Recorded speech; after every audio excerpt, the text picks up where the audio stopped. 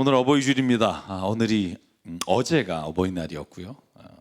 우리나라에서는 이렇게 1년에 어버이날 그래서 이렇게 퉁치잖아요. 아빠, 엄마에 관한 이 사랑을 또 감사를. 근데 미국은 5월 둘째 주가 어머니의 날이고요. 6월 둘째 주가 아버지의 날입니다. 그래서 카드가 따로따로 있어요.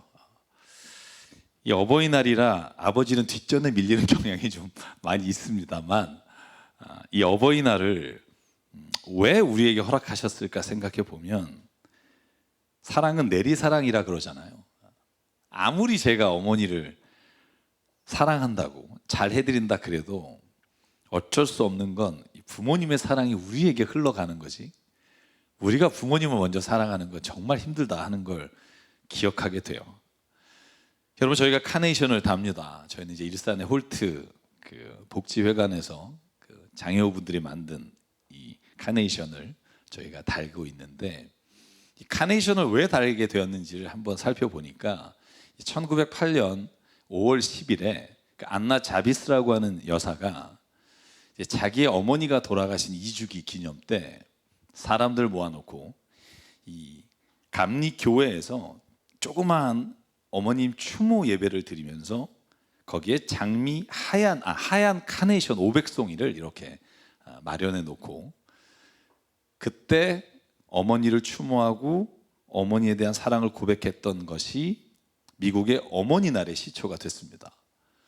그래서 어머니 날, 아버지 날이 만들어졌고, 우리나라는 1956년 5월 8일 날 이 어머니의 날로 지정됐다가 아버지들이 좀 섭섭하다 그래서 1973년에 어버이날, 그래서 아버지 어머니를 모두 다 감사합니다 라고 말하는 날이 됐다고 합니다.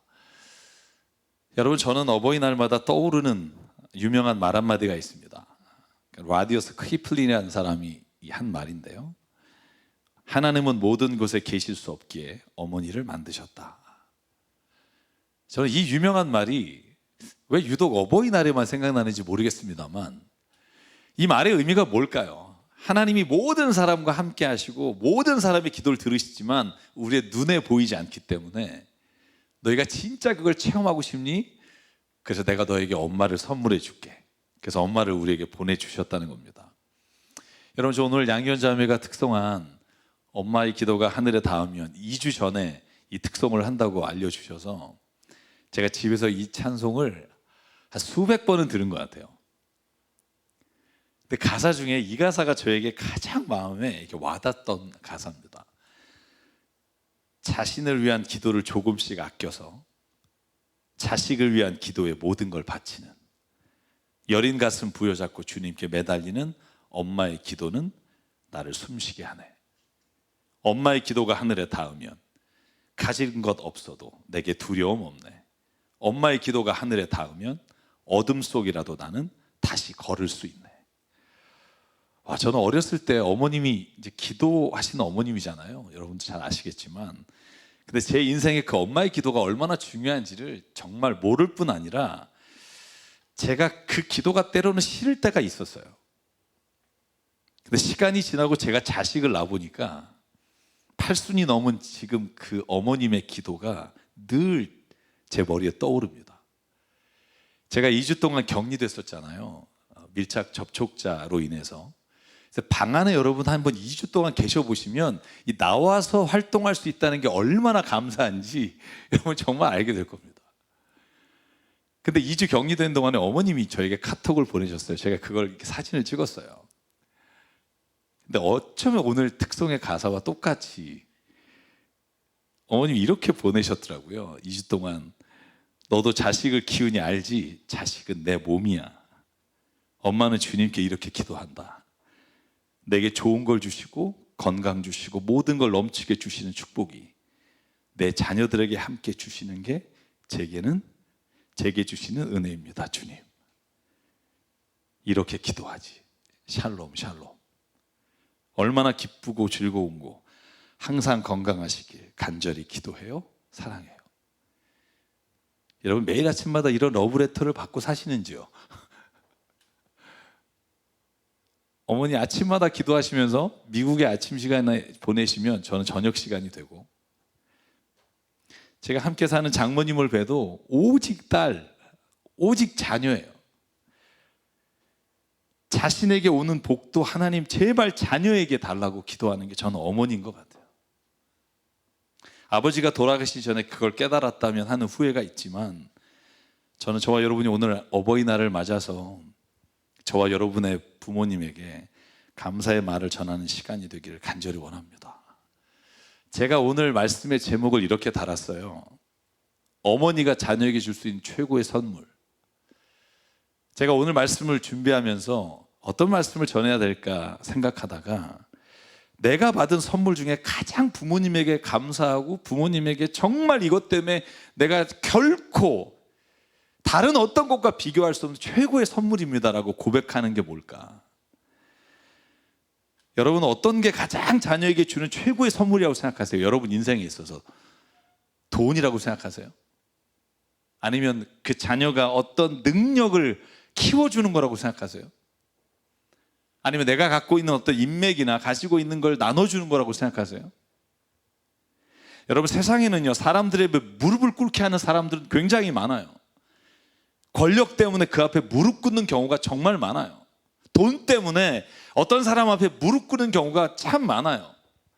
능력 때문에 어쩔 수 없이 그 사람 밑에 무릎 꿇고 일하는 사람 많아요.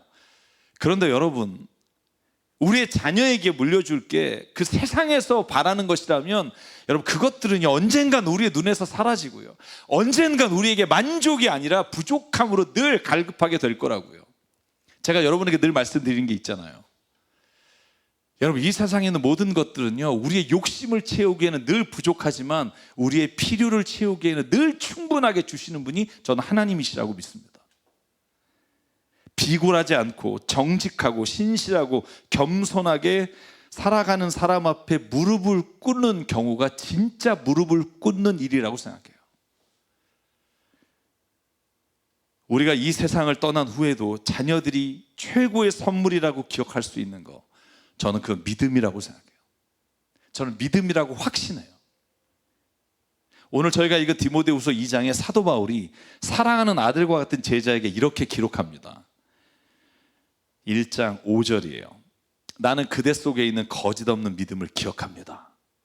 그 믿음은 먼저 그대의 외할머니 로이스와 어머니 유니게 속에 깃들여 있었는데 그것이 그대 속에도 깃들여 있음을 나는 확신합니다. 여러분, 바울은 디모데를 사도행전 16장에 보면 루스드라라는 곳에서 만났어요. 아주 어린 친구예요.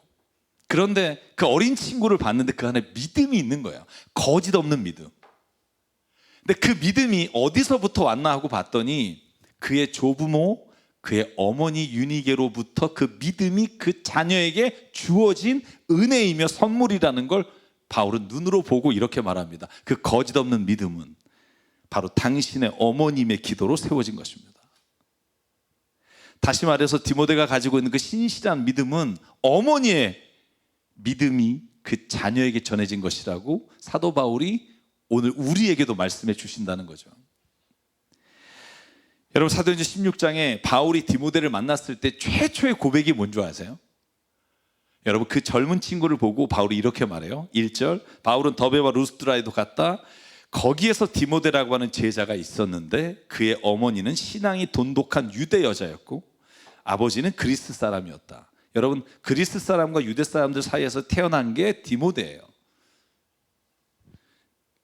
그런데 디모데는 루스드라와 이고니온에 있는 신도들에게 호평받는 사람이었다. 여러분, 호평받는 사람이란 말을 원어 성경에 보면 칭찬받는 사람, 늘 사람들이 그를 높이 평가하는 사람이었다라는 뜻입니다.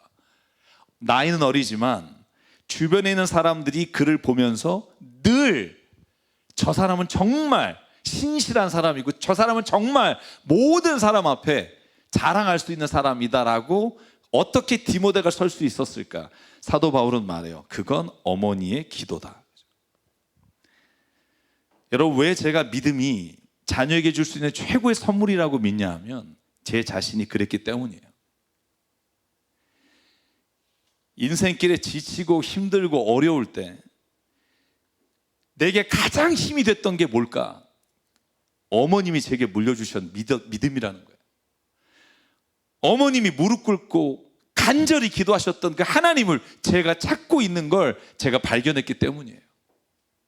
세상의 어떤 것으로도 채워질 수 없는, 세상의 어떤 것으로도 내게 만족을 줄 수 없는 그 자리를 내가 하나님 앞에 무릎 꿇고 기도할 수 있음으로 얻게 됐다는 거예요.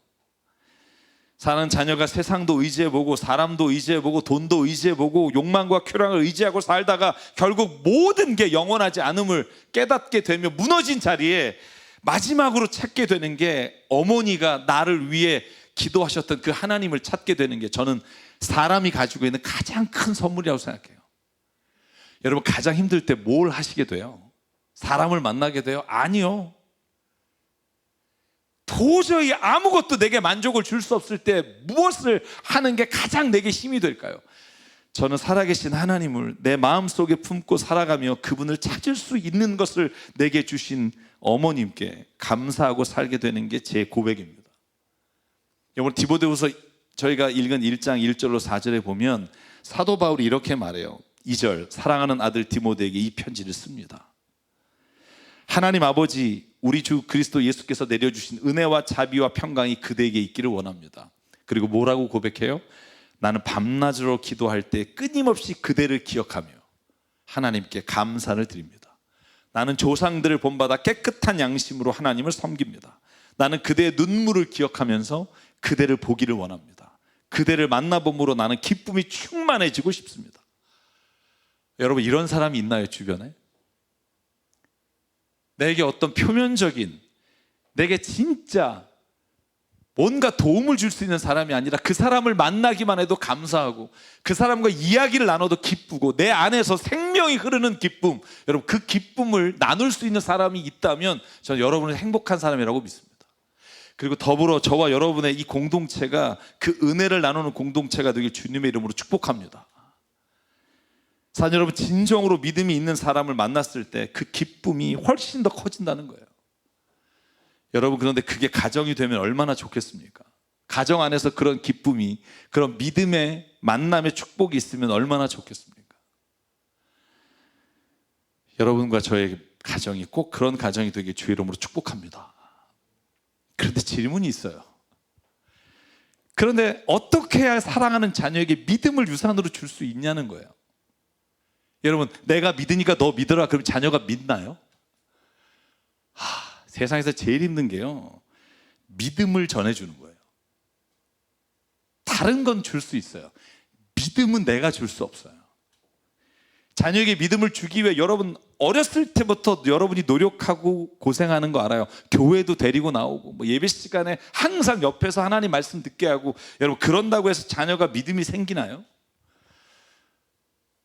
쉽지 않아요. 가정 예배를 매일 드린다. 여러분, 제가 청소년이나 청년들을 상담하고 할 때 왜 교회를 떠났니 그러면 가정 예배가 지겨워서 교회를 안 간다는 애도 있어요. 아침마다 붙잡아 놓고 1시간 동안 기도시키는 그 10년, 20년의 그 생각들이 교회를 떠나게 하는 경우도 있다고요. 여러분, 자녀에게 말씀을 읽으라고 해서 그 자녀가 믿음이 생기나요? 아니요. 어떻게 해야 자녀에게 믿음을 줄 수 있을까요? 여러분, 자녀가요, 부모가 말하는 대로 되지 않아요. 그래서 자녀 키우기가 정말 힘든 거예요. 여러분, 자녀가 있는 분 한번 떠올려 보실래요? 자녀가 내 말을 얼마만큼 받아들이고 얼마만큼 수용하는지. 여러분, 제가 어제 교우분과 톡을 했어요. 제가 2주 동안 격리돼 있는 동안 목사님 힘드셨죠? 막 이렇게 위로의 문자가 왔어요. 그래서 제가 너무 힘들었어요, 진짜. 뭐 하루 이틀은 견뎠는데 3일부터는 거의 이게 사람이 거의 정신이 나가더라고. 그래서 교도소 갔다 그랬더니 어떤 분이 저한테 그러더라고요. 교도소는 나가서 운동이라도 시키는데 격리하면 나가서 운동한 것도 CCTV로 조사하니까 나갈 수도 없어요. 그래서 그 집사님께 그렇게 말했어요. 되게 힘들었다. 근데 집사님이 저에게 뭐라고 보냈냐면, 자기 친구 중에 코로나 확진 판정을 받아서 태릉 선수촌에 격리됐대요. 제가 오늘 설교 때 쓰겠다고 익명으로 이제 허락을 맡았습니다. 태릉 선수촌에 있다가 나와서 제일 먼저 한 말이 뭐냐 하면, 와, 진짜 너무 힘들어. 세상에 죽을 만큼 힘들었어.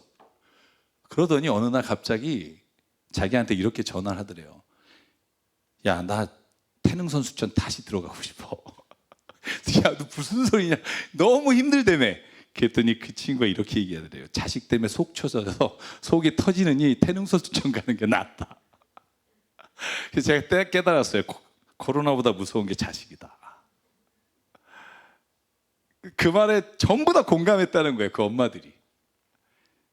여러분, 성경을 보면 자식에게 믿음을 유산으로 줄 수 있는 것, 정말 부모의 믿음이 자녀에게 하나님께서 동일한 믿음으로 채워줄 수 있는 길은 딱 하나밖에 없다고 우리에게 소개합니다. 기도예요.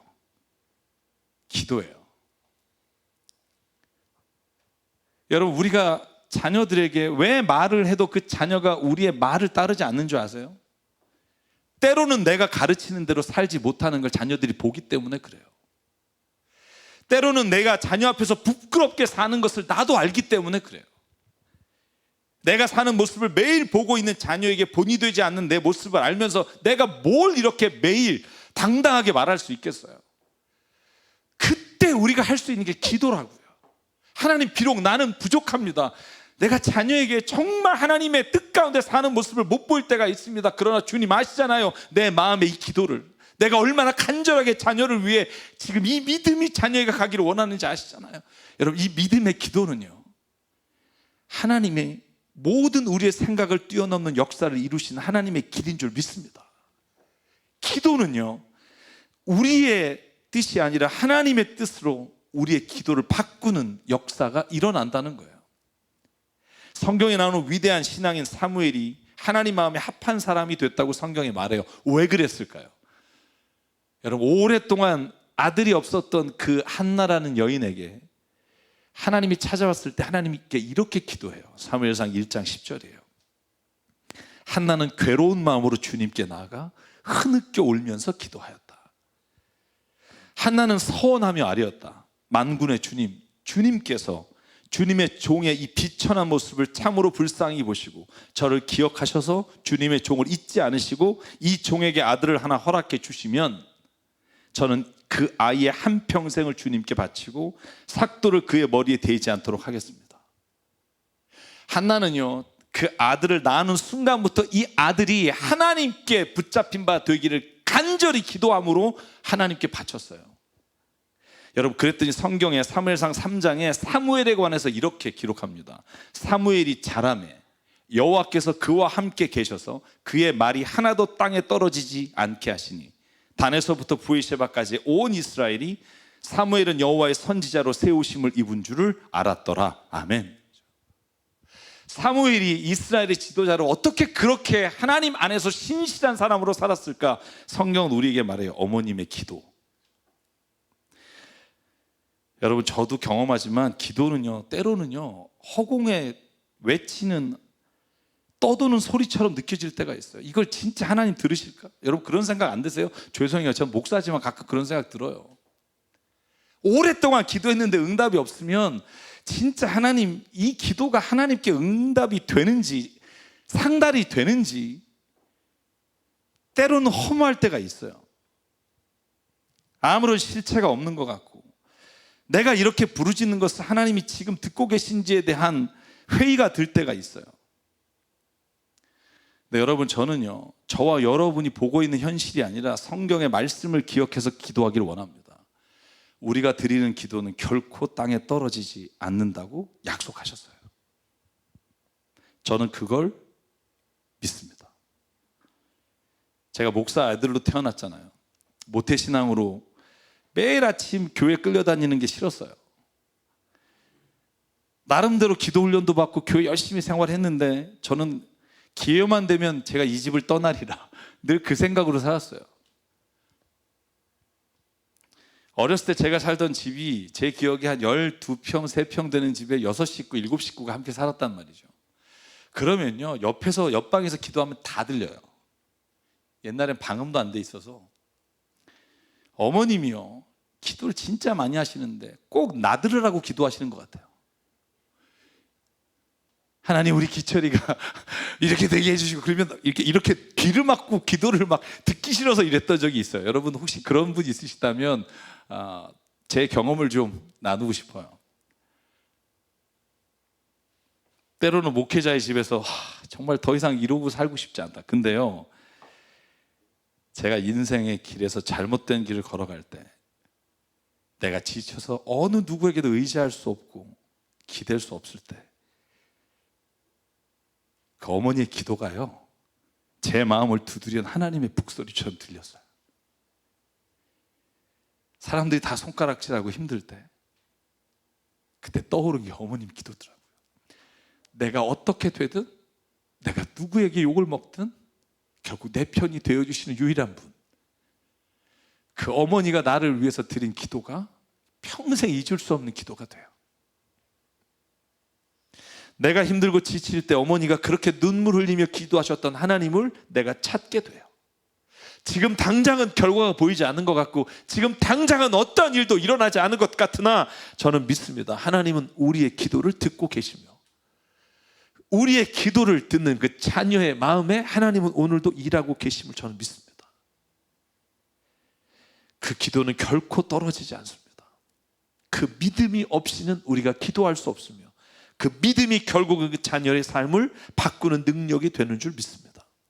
그리고 사랑하는 성도 여러분, 자녀들에게 정말 최고의 유산을 남기기 원하십니까? 여러분, 기도로 믿음의 유산을 주는 저와 여러분 되길 주의 이름으로 축복합니다. 자녀에게 기도를 주십시오. 그 선물은 평생 자녀가 어떠한 길에서든 주님께 돌아오게 만드시는 역사를 이루십니다. 자신의 힘으로 도저히 헤쳐나갈 수 없는 길에 던져졌을 때, 자신조차도 의지할 수 없는 죄인이라는 걸 깨달았을 때, 자신의 의지가 얼마나 연약한지를 알게 됐을 때, 자신의 죄를 이길 능력이 없음을 인정할 때, 그때 기도가 하나님 앞에 드려지는 최고의 선물이 됩니다. 그래서 시편 37편이 우리에게 이렇게 말해요. 내 갈 길을 주님께 맡기고 주님만 의지해라. 주님께서 이루어 주실 것이다. 너의 의를 빛과 같이, 너의 공의를 한낮의 햇살처럼 빛나게 하실 것이다. 하나님을 의지하고 맡길 때 그 문제는 더 이상 내 문제가 아니라 하나님의 문제가 되어 하나님이 그 자녀에게 만나주시는 역사를 이루어 주십니다. 산 여러분, 저는 그 기도로 세워진 믿음의 가정에서 가장 중요하게 가르쳐야 될 게 무엇일까? 한 가지만 말씀드리려고 합니다. 사랑입니다. 근데 이 사랑은요, 공허하고 추상적인 사랑이 아니에요.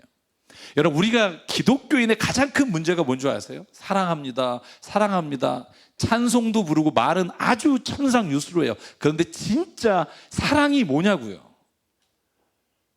우리가 이 말하는 게 사랑이냐고요? 야고보서가 우리에게 말합니다. 행함과 진실함으로 사랑하지 않으면 그게 무슨 사랑이니? 요한 1서 4장 20절에 하나님이 우리에게 이렇게 요한을 통해서 말합니다. 누가 하나님을 사랑한다고 하면서 자기 형제 자매를 미워하면 그는 거짓말장입니다. 보이는 자기 형제 자매를 사랑하지 않는 사람이 보이지 않는 하나님을 사랑할 수 없습니다.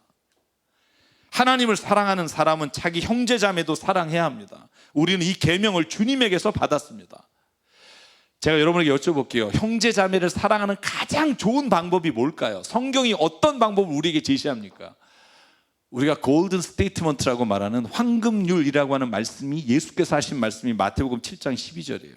이 말씀은 왜 황금률이라고 하냐? 이 말씀대로 사는 세상이 하나님의 나라가 이루어진다고 약속하신 말씀이라 그래요.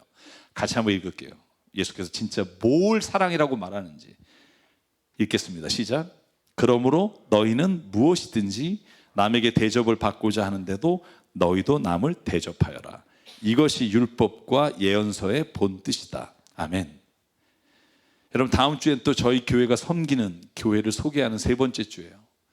저희가 섬기는 32개의 교회와 선교사님과 기관들을 여러분에게 소개하고 우리가 섬기는 이유는 딱 하나예요.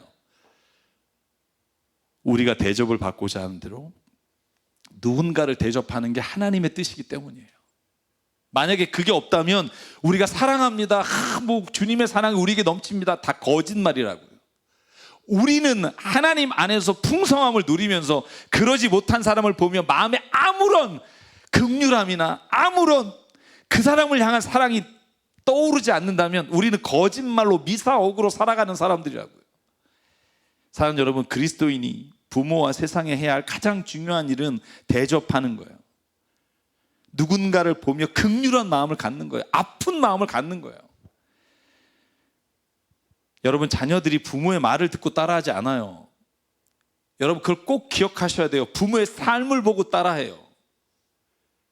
우리는 말을 하면 들을 거라고 생각해요. 결코 그렇지 않아요. 부모가 어떤 삶을 사느냐가 자녀가 따라가는 길이에요. 그래서 부모가 힘든 거라고요. 여러분 완벽한 부모가 되려고 하지 마십시오. 어차피 못 돼요. 그러면 우리가 솔직하게 부족함을 고백하고 회개할 줄 아는 부모가 되면 그것으로 족합니다.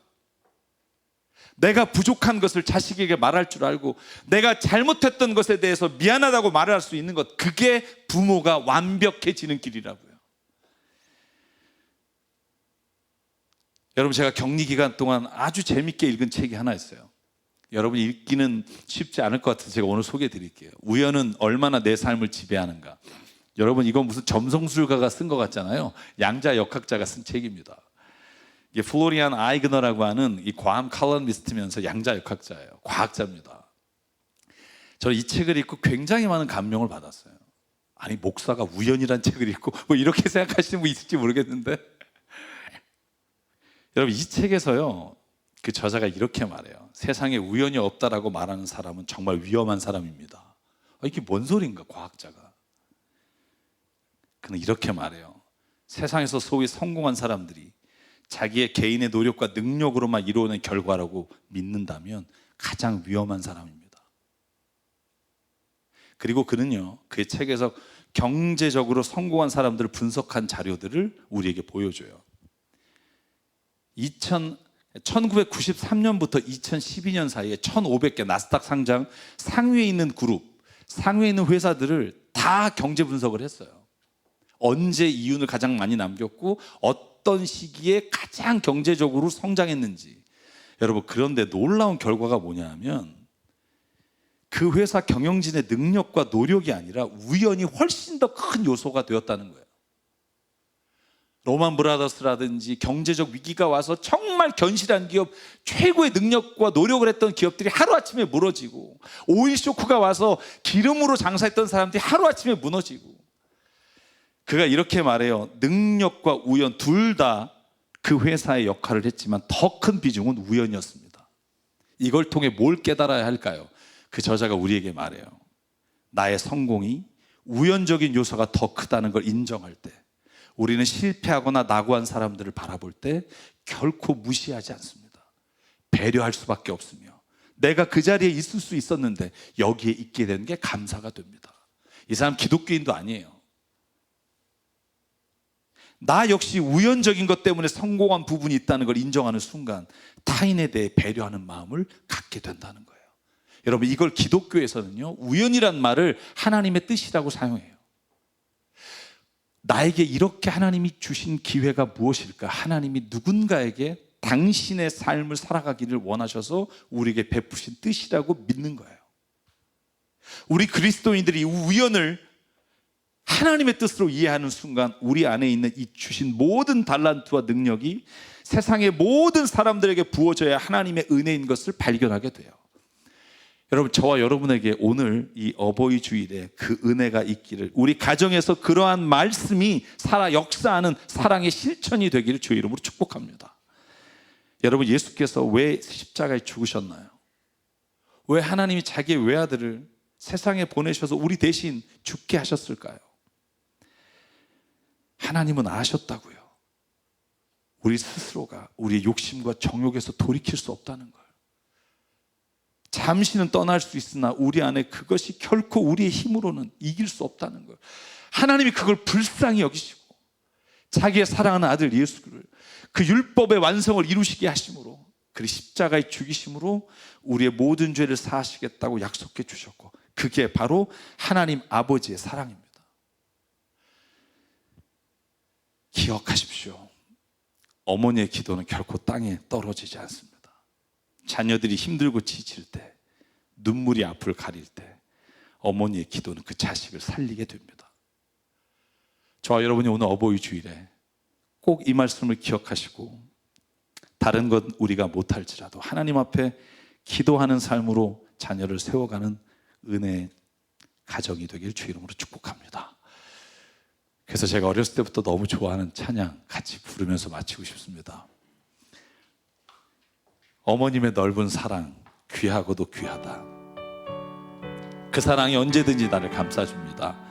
내가 울 때 어머니는 주께 기도드리고, 내가 기뻐 웃을 때 찬송 부르십니다. 홀로 누워 괴로울 때, 헤매다가 지칠 때 부르시던 찬송 소리 귀에 살아옵니다. 반석에서 샘물 나고 황무지 같고 비니 예수님과 동행하면 두려울 것 없어라. 저는 이 가사가 저와 여러분의 가정에 이루어지기를 바라고요. 좀 천천히 한번 부를게요. 어머니의 넓은 사랑 귀하고도 귀하다. 그 사랑이 언제든지 나를 감싸줍니다. 내가 울 때 어머니는 주께 기도드리고, 내가 기뻐 웃을 때에 찬송 부르십니다. 홀로 누워 괴로울 때, 헤매다가 지칠 때 부르시던 찬송 소리 귀에 살아옵니다. 반석에서 샘물 나고 황무지가 꽃피니 예수님과 동행하면 두려울 것 없어라. 온유하고 겸손하며 올바르고 굳세게 어머니의 뜻 받들어 보람 있게 살리라. 풍파많은 세상에서 선한 싸움 싸우다 생명신에 흐르는 곳 길이 함께 살리라. 아멘. 우리 함께 잠깐 기도하겠습니다. 기도하실 때 하나님, 우리의 가정에 믿음이란 선물을, 가장 귀한 축복을 놓치지 않고 살기 원합니다. 주님, 특별히 우리의 가정 안에 서로를 위한 기도가 그치지 않게 하시고, 힘들고 지치고 어느 누구도 기댈 수 없을 때 이 부모님과 자녀의 기도가 우리의 가정이 진정으로 하나님 안에서 은혜를 누리며 살아가며 감사를 누리며 살아가는 길이 되게 하여 주시옵소서. 오늘도 우리의 가정을 위해 이 시간 주님 앞에 말씀을 기억하며 함께 기도하겠습니다. 사랑과 은혜 하나님 감사합니다. 오늘 주님 안에서 세상의 삶의 모든 자리, 아버지 믿음의 유산을 주님 가장 귀하게 여기는 가정 되게 하여 주시옵소서. 아버지, 내 마음이 지치고 힘들 때, 낭망하여 넘어질 때, 어떠한 것도 하나님 내 삶의 기쁨이 되지 않을 때, 아버지 하나님 믿음으로 말미암아 살아가는 자 하나님이 주신 얼마나 큰 은혜인지 보게 하여 주시옵소서. 아버지 하나님, 이 시간 간절히 기도하고 우리의 사랑하는 아들, 우리의 사랑하는 딸 하나님 잘못된 길로 가지 않게 하시고, 기도에 응답하며 살게 하시고, 기도에 하나님 아버지여 변화되는 놀라운 은혜를 부어 주시옵소서. 하나도 땅에 떨어지지 않고 하나님의 이루심을 믿사오니 아버지 하나님, 오늘도 응답하여 주시고 함께하여 주시옵소서.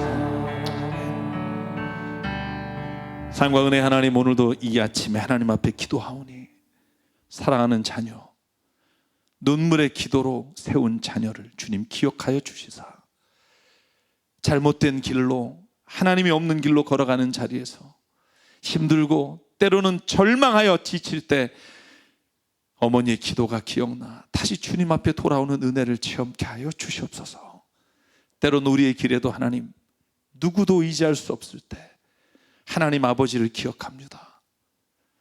나를 세상의 어느 누구보다 사랑하시는 그분 하나님, 그러니까 하나님이 나의 삶의 인도자가 되어주시는 삶이 얼마나 귀한 선물인지를 하나님 오늘도 오늘과 기억하며 고백하며 살아가게 하여 주시옵소서. 오늘도 우리에게 주신 생명과 시간과 달란트와 모든 물질이 주님의 것임을 알아 이 시간 주님께 드립니다. 하나님 오늘 드린 모든 예물이 하나님의 나라와 뜻을 위해 사용되게 하여 주시옵소서. 이제는 우리 주 예수 그리스도의 은혜와 하나님 아버지의 무한하신 사랑과 성령님의 감동, 감화, 충만, 교통, 위로하심이 오늘 이 시간 가장 큰 선물인 믿음으로 살아가기를 다짐하며 기도의 삶을 살기를 다짐하며 각자의 자리로 돌아가는 여기는 한 분 한 분 머리 위에 지금도 가정에서 이 예배를 함께 드리는 모든 성도들 위해 지금부터 영원토록 함께 하시기를 간절히 축원하옵나이다. 아멘.